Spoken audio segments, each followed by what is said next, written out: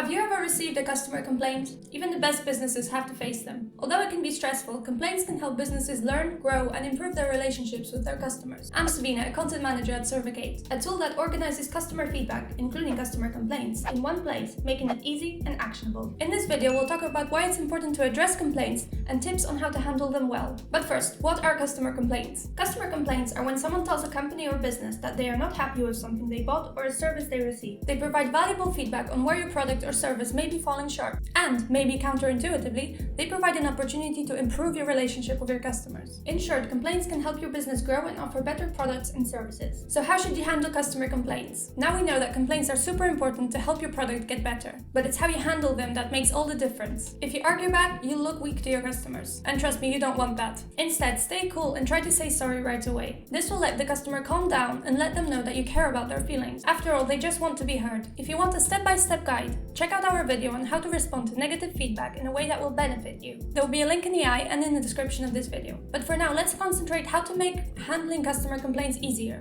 Getting customer complaints is always a bummer, especially if it happens in public where everyone can see it. Not to mention, feedback can be all over the place and hard to keep track of. Is there a way to make this easier? Yes, surveys. With Survicate, you can create all sorts of surveys to find out what your customers think about your brand. And if you want even more info, you can use our integrations to collect things like session recordings and heat maps to pair with your data. We've got hundreds of templates to choose from and a question bank that's super easy to use. Let's take a look at the CES survey template, for example. You can edit questions, add or remove them, and even change the way your survey looks.